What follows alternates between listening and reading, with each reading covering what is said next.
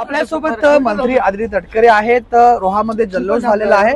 अनिकेत तटकरे यांची जी सीट आहे ती बिनविरोध झालेली आहे.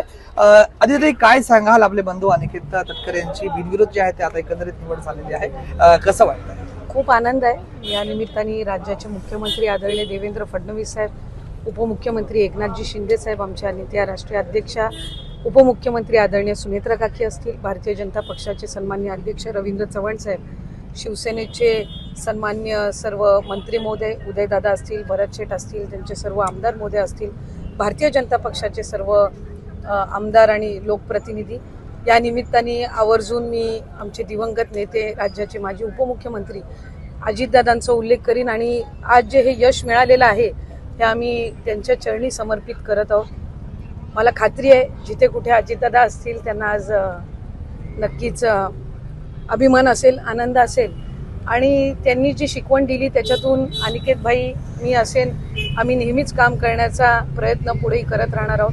आदरणीय तटकरे साहेबांची प्रदेश अध्यक्ष म्हणून त्यांचेही या निमित्ताने मी मनापासून अभिनंदन करीन, कारण कोकण विधान परिषदेची ही जागा आजपर्यंत कधीही बिनविरोध खरं तर निवडून आलेली नव्हती, पण आज अनिकेत भाईंना त्या निमित्ताने संधी मिळते आणि मला खात्री आहे की पहिल्या त्यांच्या कार्यकाळापेक्षा आणखीन जास्ती प्रभावीपणे या कार्यकाळामध्ये त्यांच्या माध्यमातून कोकणाचे महत्त्वपूर्ण प्रश्न हे विधिमंडळामध्ये मांडले जातील आणि जे जे उपक्रम ते हातामध्ये घेतील त्यांना भरभरून यश मिळेल. विधिमंडळामध्ये पुन्हा एकदा आता अनिकेत तटकरे आहेत. अनेक रील्स आपण अगोदर बघितल्यात. अनिकेत तटकरे प्रश्न विचारतात, तुम्ही उत्तर देता.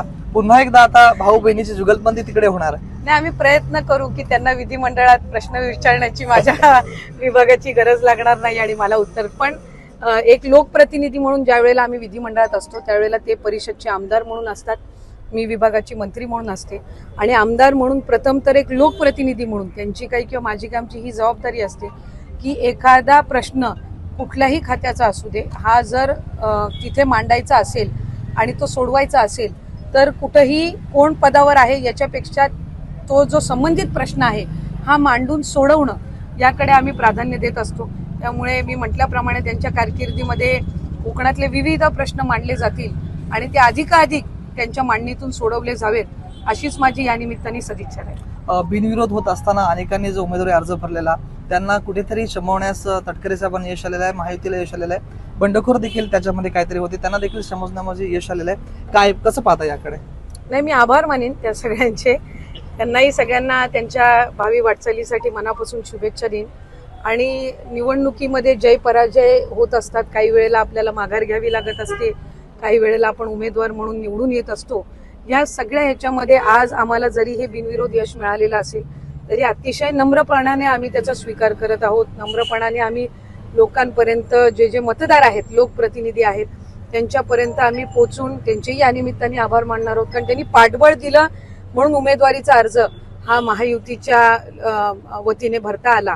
त्यामुळे पुढच्या कालावधीमध्ये जे नगरसेवक नगरसेविका असतील, पंचायत समिती जिल्हा परिषदेचे प्रतिनिधी असतील, यांचं निश्चितपणाने मतदार म्हणून अनिकेत भाईंवर पहिला त्या ठिकाणी म्हणजे विकासाच्या दृष्टिकोनातून हा स्वाभाविकपणाने प्राधान्य असणार आहे. पण त्याचबरोबर सर्वसामान्यांच्या प्रश्नांमध्ये सुद्धा जसं आपल्या पहिल्या कार्यकाळामध्ये अनिकेत भाईंनी कामगिरी केली तशीच त्यांची यशस्वी वाटचाल ही पुढे चालू राहील याची मला खात्री आहे. ते पालकमंत्री पदाचा आता मार्ग सुकर होणार आहे. राष्ट्रवादीला विधान परिषद आणि शिंदे सेनेला पालकमंत्री पद अशा कुठेतरी चर्चा होत्या, काय सांगाल आपण? मी सुरुवातीपासून म्हणत आले की त्या संदर्भातला योग्य तो निर्णय जो आहे ते आमचे मुख्यमंत्री फडणवीस साहेब असतील, आदरणीय शिंदे साहेब, त्यावेळेला आदरणीय अजितदादा होते, आता सुनेत्रा काकी आहेत, हे त्या संदर्भातला घेतील.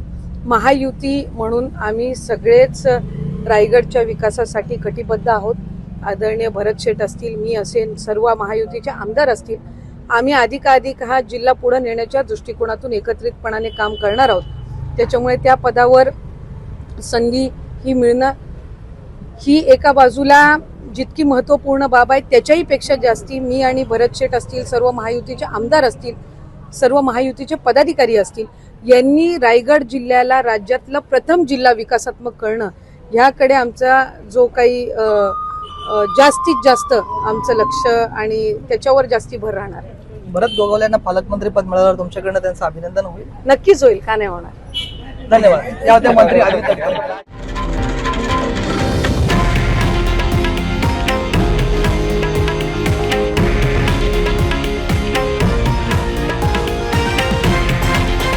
हे आहे देशातील नंबर 1 न्यूज नेटवर्क आणि आपण पाहत आहात TV9 मराठी, एकमेव.